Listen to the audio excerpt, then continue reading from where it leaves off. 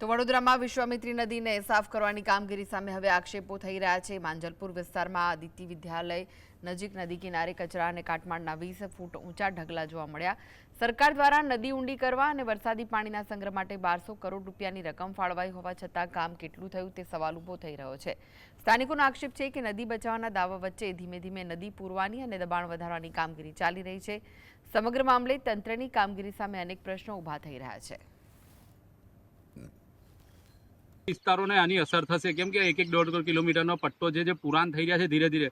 જેમ કે વિદ્યાકુંજ સ્કૂલ પાસે એક આખો કાસ જે હતો એ પુરાણ થઈ ગયો, એટલે આવા વિસ્તારોને કારણે એ કાસો પુરાણ થવાને કારણે લોકોની સોસાયટીઓમાં, લોકોના ગામડાઓમાં પાણી ઘૂસી રહ્યા છે, જેની પર કોર્પોરેશને કોઈ ધ્યાન જ નથી આપ્યું। ખાલી સ્માર્ટ સિટીની વાતો કરી, પણ ગ્રાઉન્ડ લેવલ પર તો ઝીરો જ છે એ લોકો।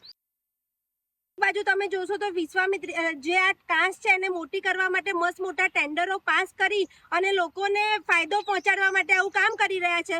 અને એક બાજુ તમે જોશો તો જે આ કાંસ છે એને પૂરવા માટે 20-20 ફૂટ ઊંડું મોટું દબાણ કરેલું છે। તો મને તો એ નહીં ખબર પડતી કે એક બાજુ તમે આ જે કામ ટેન્ડરો પાસ કરી રહ્યા છો, વિશ્વામિત્રી બતાવી રહ્યા છો કે ભાઈ અમે આ કાંસ પહોળી કરી રહ્યા છે, અને એક બાજુ તમે ડુંગરો કરી રહ્યા છો, તો કોનો ફાયદો કરવા માટે તમે કરી રહ્યા છો?